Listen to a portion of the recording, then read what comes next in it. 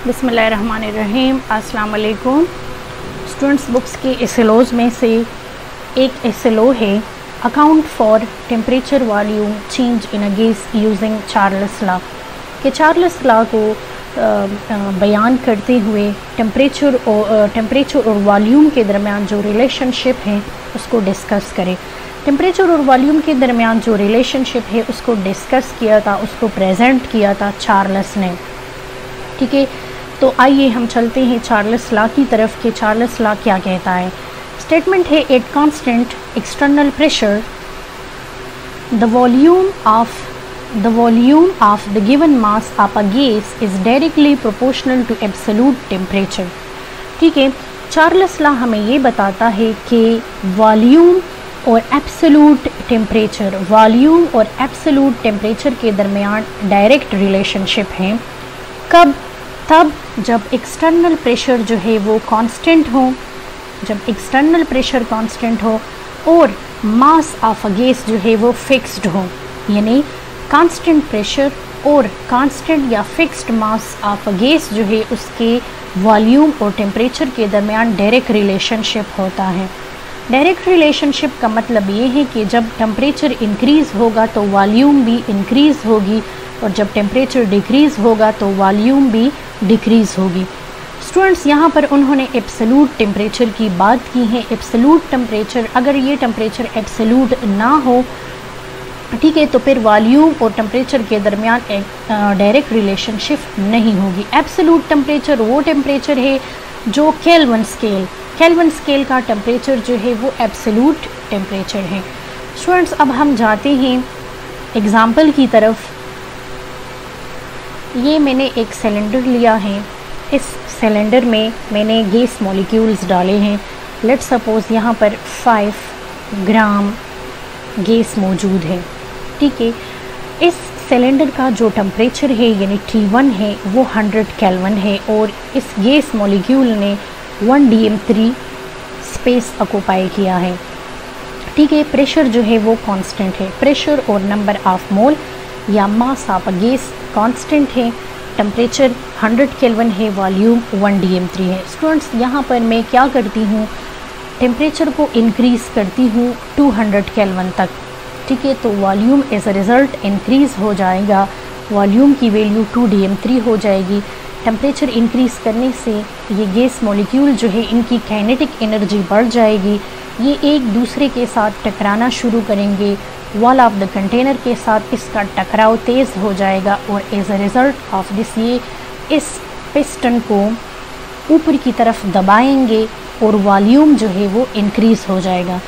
सो ये Charles law है। यहाँ पर ये 200 के साथ मैंने K लिखा है। ठीक है, यहाँ 100 के साथ मैंने K लिखा है। ठीक है, तो चार्ल्स कहता है कि volume of a given mass of a gas is directly proportional to absolute temperature. अगर यहाँ पर मैं 200 डिग्री लिख लूँ तो फिर वॉल्यूम और टेम्परेचर के दरमियान डायरेक्ट रिलेशनशिप नहीं होगा। ठीक है, ये रिलेशनशिप एब्सोल्यूट टेम्परेचर के साथ है, यानी टेम्परेचर को हमने केल्विन स्केल पे लेना है। ठीक है स्टूडेंट्स, अब हम जाते हैं मैथमेटिकल फॉर्म की तरफ। इस लॉ को मैथमेटिकली एक्सप्रेस करते हैं।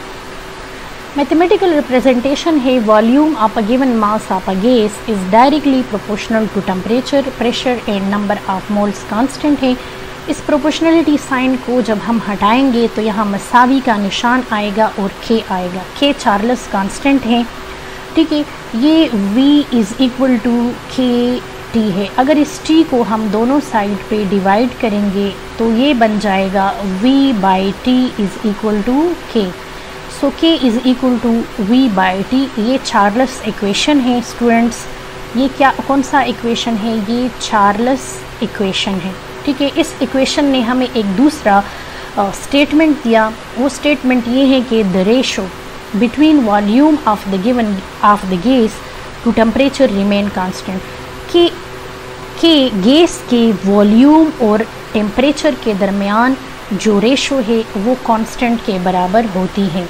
ठीक है, V/T is equal to K। The ratio between volume and temperature is equal to constant, या कि इस इक्वेशन को अब हम वेरीफाई करने जा रहे हैं एक्सपेरिमेंटली। आइए देखते हैं कि V/T किस तरह K के बराबर है।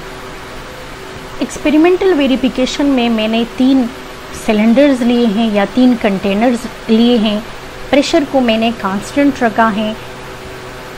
ठीक है स्टूडेंट्स, पहला जो सिलेंडर है इसमें मैंने गैस लिया है, प्रेशर कांस्टेंट है। गैस का जो वॉल्यूम ये है वो 195 ml है। इसने 195 ml स्पेस ऑक्युपाई की है और टेम्परेचर 135 केल्विन है। ठीक है, अब मैंने क्या किया, टेम्परेचर को मैंने 135 से इंक्रीज़ करके 189 केल्विन किया। तो टेम्परेचर इंक्रीज़ होने से गैस मॉलिक्यूल्स की काइनेटिक एनर्जी बढ़ गई और ये मॉलिक्यूल्स जो है ऊपर की तरफ एक्सपेंड हो गए और as a result volume increase हो गया। 195 से वॉल्यूम आया 273 तक। ठीक है, अब मैंने टेम्परेचर को मज़ीद इंक्रीज़ किया, टेम्परेचर मैंने 378 केल्विन तक ले आया। तो as a result of this volume भी टेम्परेचर इंक्रीज़ होने के साथ साथ इंक्रीज़ हो गए और वॉल्यूम 546 ml तक आया और इस पिस्टन को गैस मॉलिक्यूल ने ऊपर की तरफ दबाया, वॉल्यूम जो है वो इंक्रीज़ हुआ। अब स्टूडेंट्स मैं ये वेरीफाई करूँगी कि V/T इज़ इक्वल टू के रेशो बिटवीन वॉल्यूम और टेम्परेचर ये कांस्टेंट होता है तो K से। ठीक है, इसके लिए मैंने कैलकुलेशन की है V/T is equal to K। तो V के जगह मैंने वैल्यू डाली है 195 ओवर 135, तो इससे वैल्यू आई है 1.44 मिलीलीटर पर केल्विन। ठीक है, अब मैं सेकंड कंटेनर के लिए कैलकुलेशन मैंने की है V1/T1 is equal to V1 की जो वैल्यू है वो 273 है ओवर टेम्परेचर की वैल्यू 189 है, तो इससे मुझे वैल्यू मिली है 1.44 ml पर केल्विन।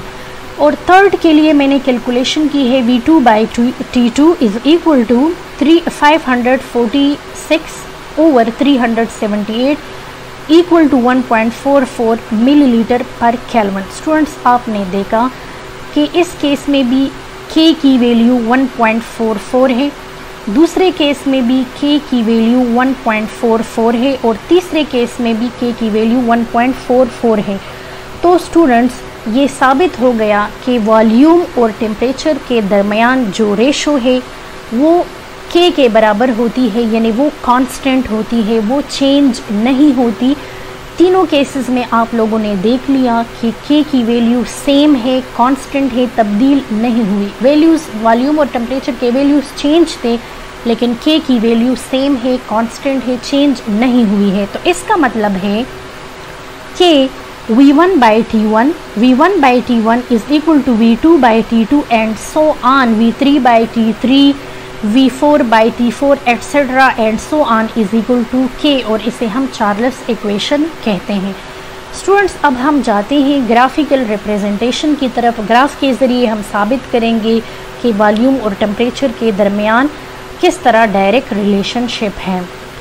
ये मैंने एक ग्राफ लिया है, volume is directly proportional to temperature at constant pressure and number of mole. के number of moles and pressure जब कांस्टेंट हो तो वॉल्यूम और टेम्परेचर में डायरेक्ट रिलेशनशिप होता है।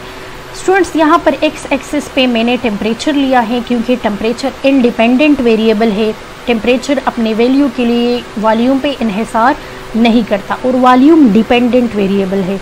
वॉल्यूम की वैल्यू टेम्परेचर पे डिपेंड करती है। टेम्परेचर इंक्रीज़ होता है तो वॉल्यूम की वैल्यू इंक्रीज़ होती है, टेम्परेचर डिक्रीज़ होता है तो वॉल्यूम की वैल्यू डिक्रीज़ होती है। तो इस एक्स एक्सिस पे मैंने टेम्परेचर लिया है, ठीक है, और चूंकि ये डायरेक्ट रिलेशनशिप है इसीलिए ग्राफ जो है वो स्ट्रेट लाइन होगा। यहाँ पर टेम्परेचर 50 है तो वॉल्यूम 100 डिग्री थी, टेम्परेचर इंक्रीज़ होके 100 केल्विन हो गई तो वॉल्यूम 200 डेसीमीटर क्यूब हो गई। टेम्परेचर जो है 100 से 200 केल्विन पर पहुंची तो वॉल्यूम 400 डेसीमीटर क्यूब हो गई। तो जैसे टेम्परेचर इंक्रीज़ हो रहा है उसके साथ साथ वॉल्यूम भी इंक्रीज़ हो रहा है और ग्राफ जो है वो स्ट्रेट लाइन है। स्टूडेंट्स, आप इस ग्राफ को ओरिजिन से यहाँ से स्टार्ट नहीं कर सकते क्योंकि वॉल्यूम कभी भी ज़ीरो नहीं हो सकता। इसका मतलब होता है ज़ीरो। आप टेम्परेचर को अगर आप डिक्रीज़ करें ठीक है, आप टेम्परेचर 0 पर ले आए, अगर आप टेम्परेचर को 0 पर भी ले आए तो गैस का वॉल्यूम जो है वो कभी भी सिफर नहीं हो सकता।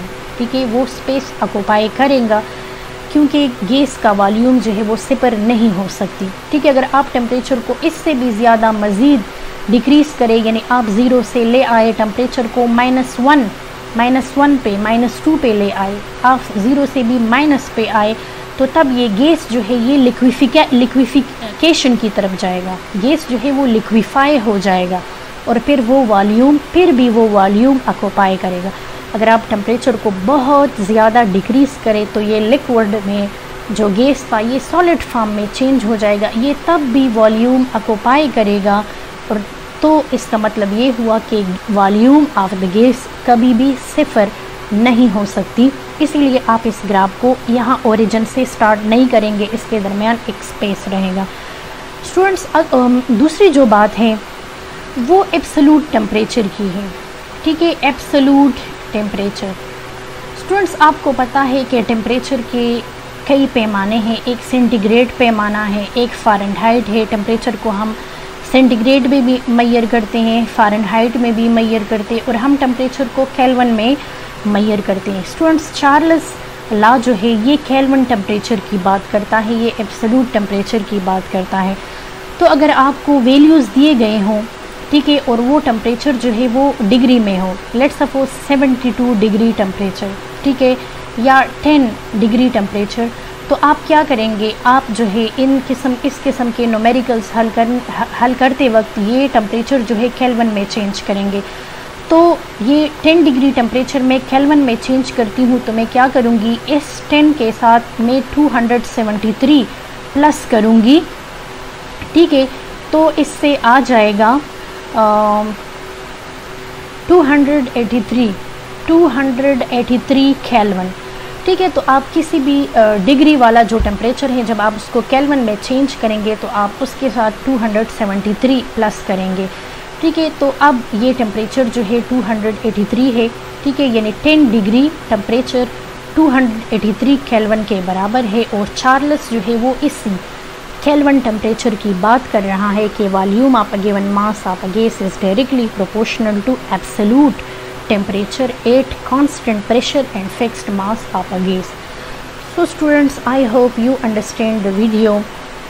If you like the video, please share and subscribe. Allah Hafiz.